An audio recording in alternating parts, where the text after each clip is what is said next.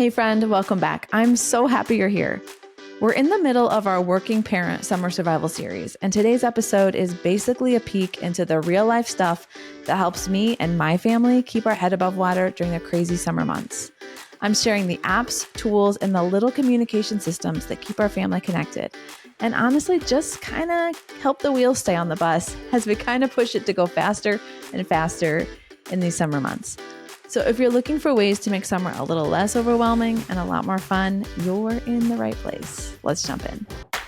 I'm Tiffany Sauder, entrepreneur, wife, mom to 4 girls, and a woman figuring it out just like you. If you're tired of living a life of have to and finally ready to build a life of want to, then you're in the right place. Come on, let's go build your life of and.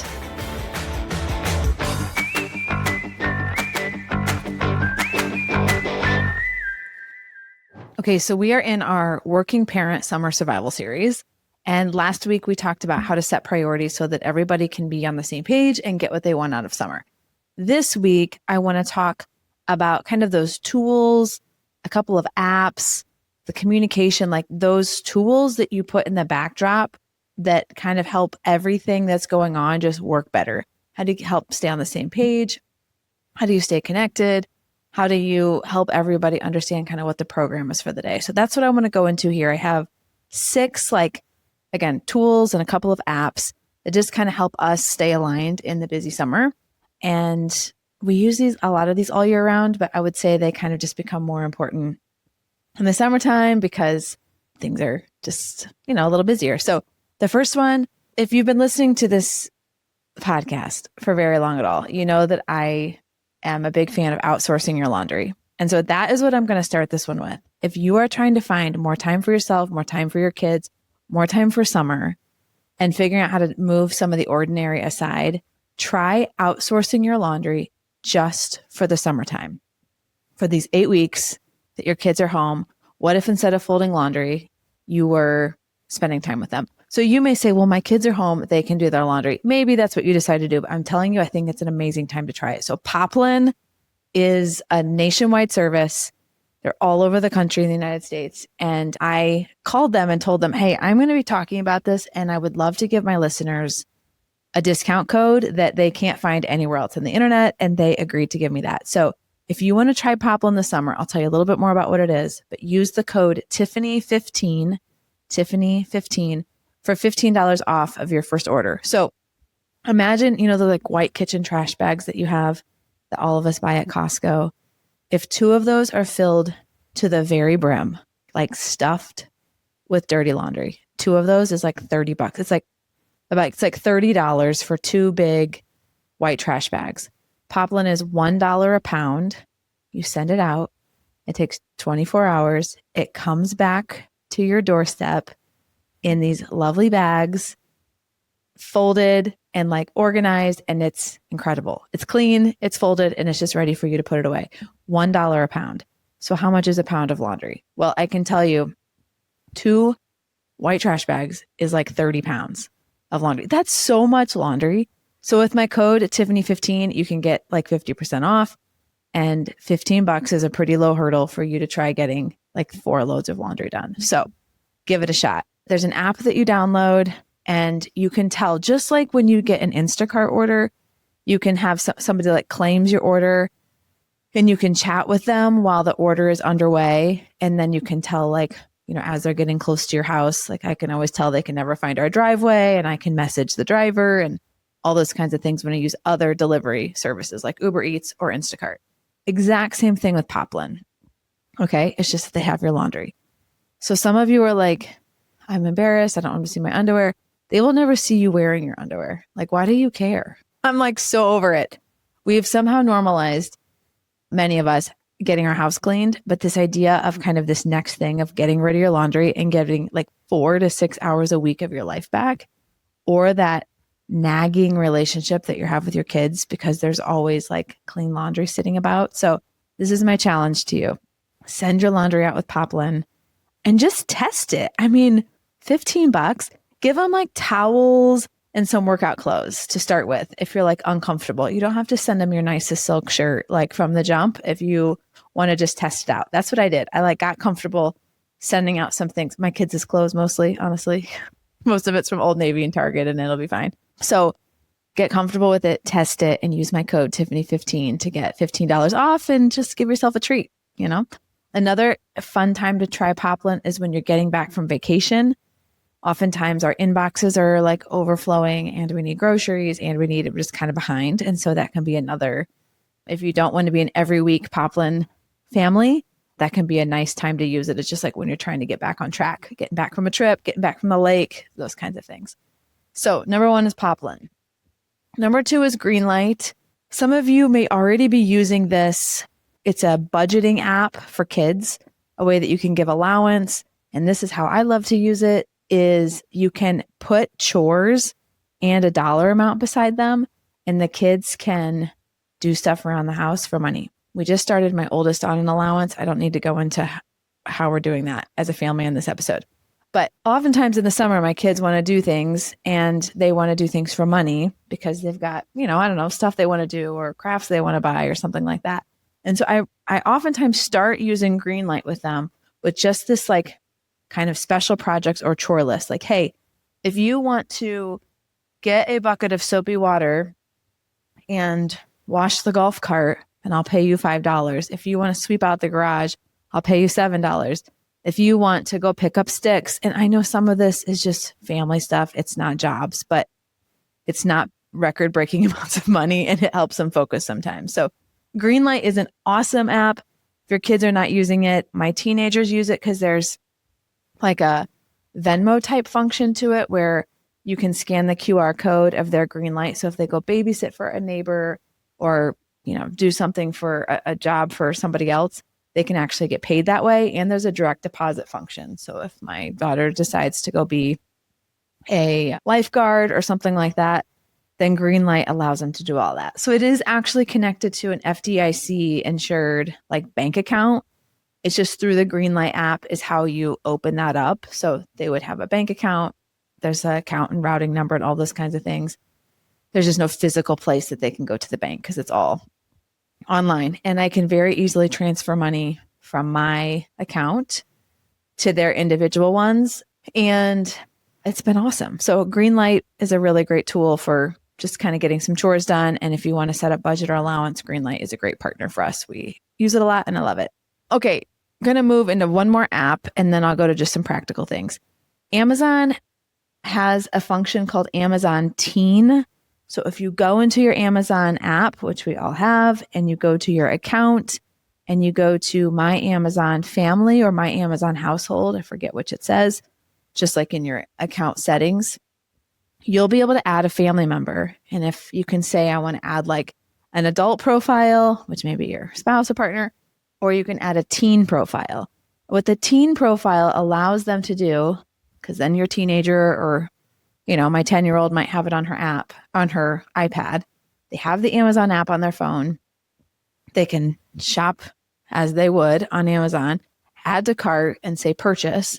And when they say purchase, what it does is it texts you a link to their cart and you can view it and you can text the letter Y to approve it, or you can text the letter N to like delete it and not approve what is in their cart. And the reason I love this is because it allows my teenagers to be able to manage their own stuff.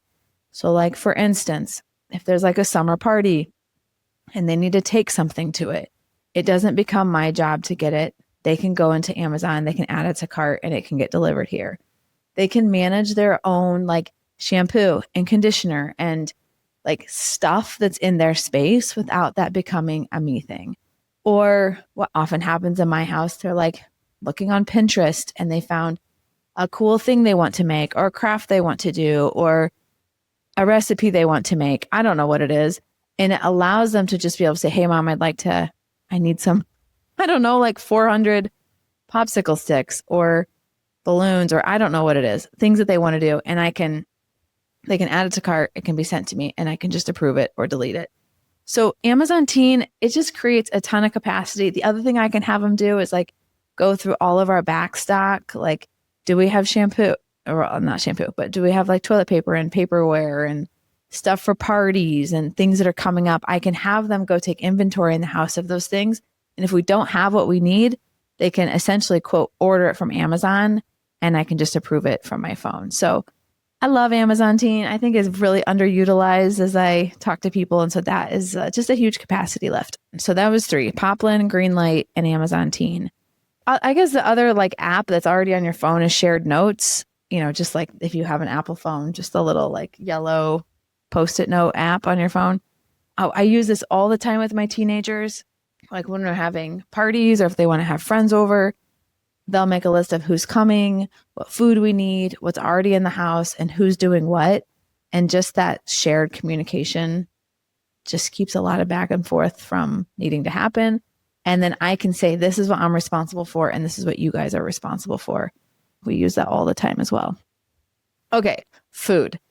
I'm going to try to do a whole episode on food, but Mom, what is there to eat is one of the most stressful questions, I think, on planet Earth. And so one of the things I have learned in the summertime is I realize they don't actually always know what's in the house to eat. And so what they do is they do the one thing they know how to do. They walk into the pantry and scan at eye level, and that is like all. And so then they eat the same granola bars over and over again, and they're not actually eating food.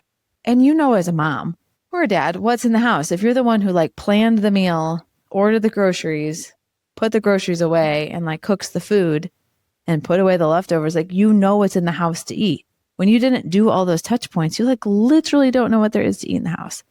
And so I've done a couple things. One is I literally make the menu of food available in the house visible on our fridge. So it'll be like ham and cheese sandwiches, mac and cheese, leftover enchiladas, barbecue pork. It'll like literally be a list of what there is in the house to eat on the fridge, like a menu.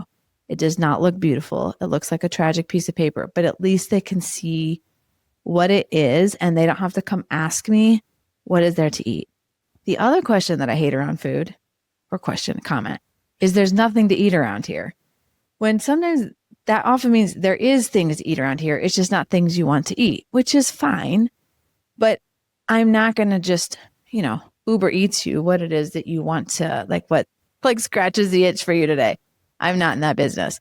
So eat what we have. But if you would like to inform what groceries we have, or what kind of coffee creamer we have, or what snacks there are, or you're really like jonesing for a certain kind of something, then I'm happy to order it. Just let me know. So what I have learned, again, I don't really do this during the school year, but in the summer, is I'll be like, hey, tomorrow I'm going to order groceries.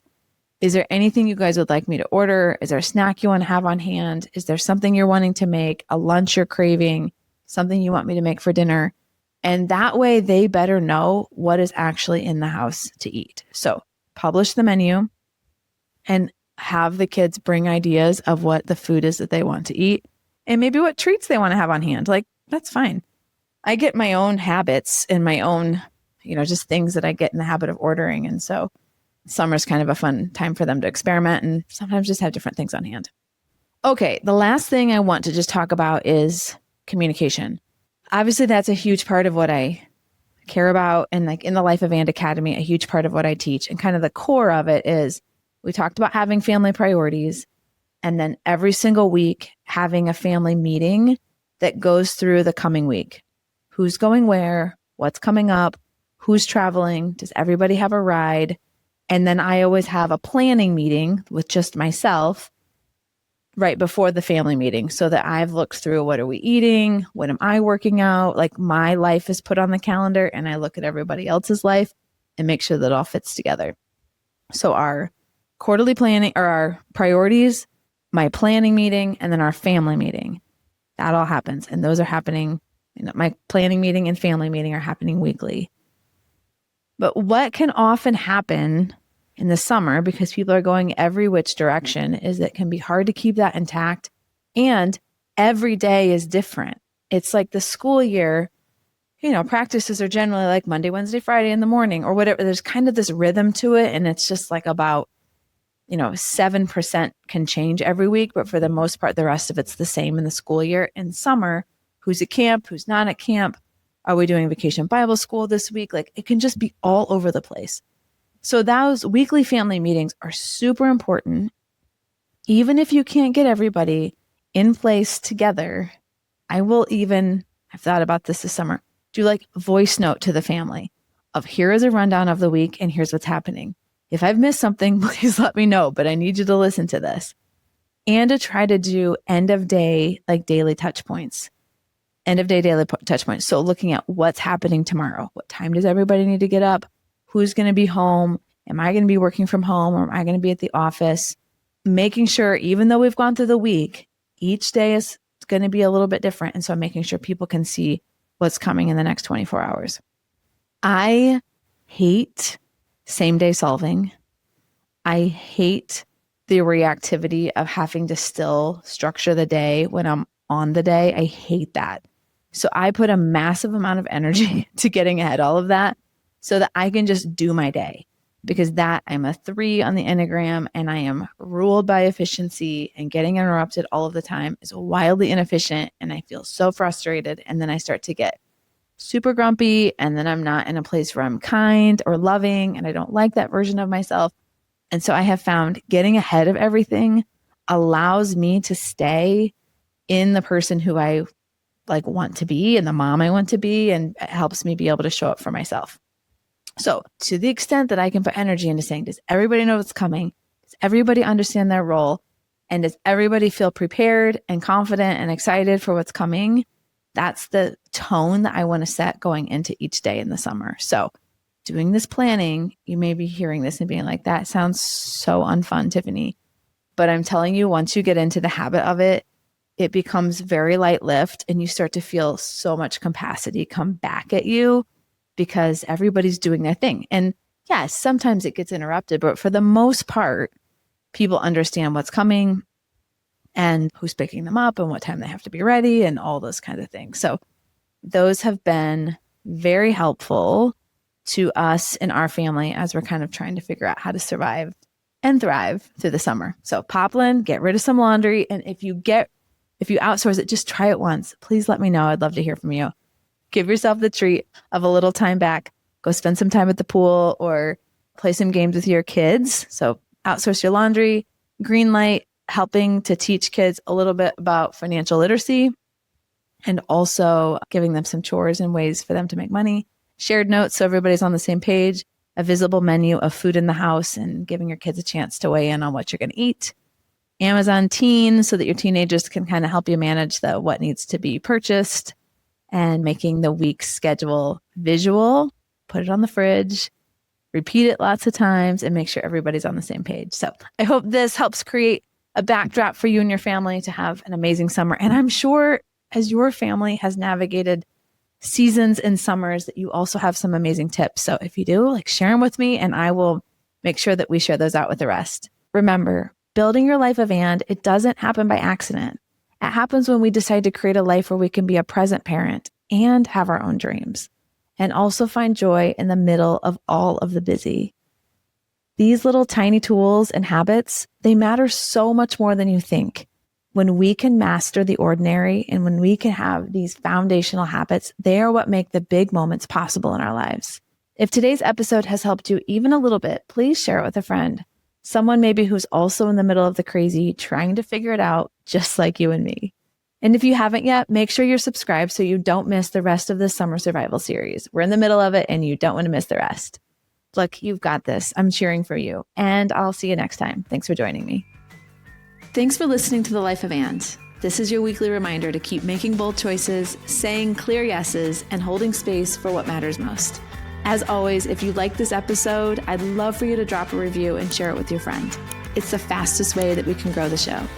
Thanks for joining us. I'll see you next time.